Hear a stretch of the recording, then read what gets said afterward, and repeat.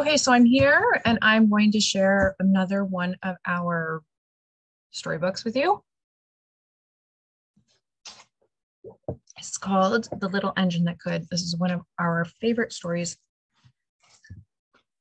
As stated before in different episodes, all of the books that I am sharing with you are books that I have read to my own children. And all of them have served a purpose, a beautiful purpose. I know that this one will benefit all of you very greatly, so I'm going to read it. I'm doing it in English. The translations will come as they are able to come and be present, but right now it's going to be in English. And I'm okay with that because you actually need the story. What's most important is the story at this point, it is the language, but I know that someone will be there to interpret the language for you if I cannot, or if I don't have somebody else who can. So here we go. I'm going to read it. And then I'll also, like I've done in the others, I'll record the photos of the pages and send them also with a digital translation and subcaptions in English. So again, this is called The Little Engine That Could. And this is it's retold by Waddy Piper, and there's new art in it by Lauren Long. Chug, chug, chug, puff, puff, puff, ding dong, ding dong. The little train rumbled over the tracks. She was a happy little train, for she had such a jolly load to carry. Her cars were filled full of good things for boys and girls. There were toy animals, giraffes with long necks, teddy bears with almost no necks at all, and even a baby elephant. Then there were dolls with blue eyes, yellow curls, dolls with brown eyes and brown bobbed heads, and the funniest little toy clown you ever saw.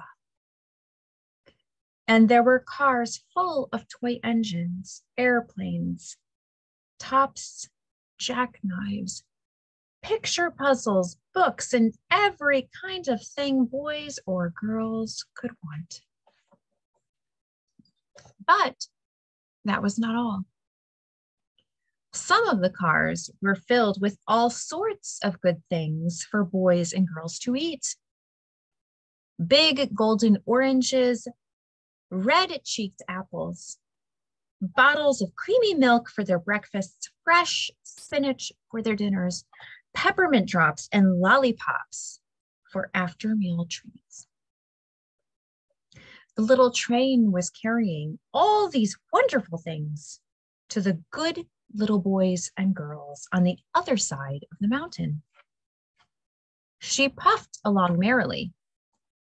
Then all of a sudden, she stopped with a jerk. She simply could not go another inch. She tried and she tried, but her wheels would not turn. What were all those good little boys and girls on the other side of the mountain going to do without the wonderful toys to play with and the good food to eat? Here comes a shiny new engine, said the funny little clown who jumped out of the train. Let us ask him to help us. So all the dolls and toys cried out together, please, shiny new engine, won't you please pull our train over the track, over the mountain? Our engine has broken down and the boys and girls on the other side won't have any toys to play with or good food to eat unless we help them. But the shiny new engine snorted. I pull you.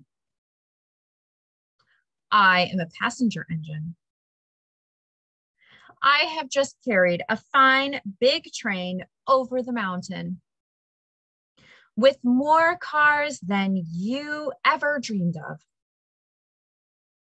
My train had sleeping cars with comfortable berths, a dining car where waiters bring whatever Hungry people want to eat.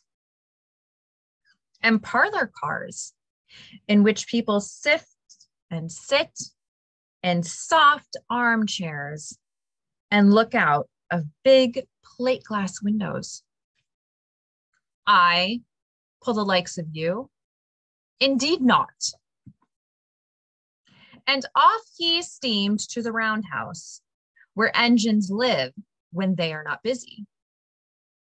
How sad the little train and all the dolls and toys felt. Then the little clown called out, "The passenger engine is not the only one in the world. Here is another engine coming, a great, big, strong one. Let us ask him to help us." The little toy clown waved his flag and the big, strong engine came to a stop.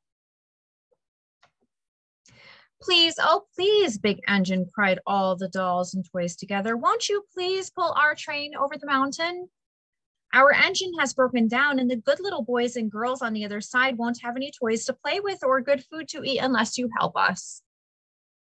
But the big, strong engine bellowed, because of their own naiveness, which I've just added in, "I am a freight train. I have just pulled a big train loaded with big machines over the mountain. These machines print books and newspapers for grown-ups to read. I am a very important engine indeed. I won't pull the likes of you." And the freight train engine puffed off indignantly to the roundhouse. The little train and all the dolls and toys were very sad. "Cheer up," cried the little clown. "The freight engine is not the only one in the world. Here comes another. He looks very old and tired, but our train is so little, perhaps he can help us." So the little toy clown waved his flag and the dingy, rusty old engine stopped. "Please, kind engine," cried all the dolls and toys together, "won't you please pull our train over the mountain? Our engine has broken down and the boys and girls on the other side won't have any toys to play with or good food to eat unless you help us." But the rusty old engine said, he sighed, "I am so tired, I must rest my weary wheels. I cannot pull even so little a train as yours over the mountain. I cannot. And off he rumbled to the roundhouse, chugging, I cannot.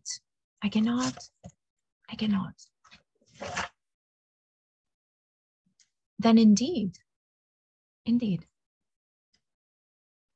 the little train was very, very sad. And all the dolls and toys were ready to cry.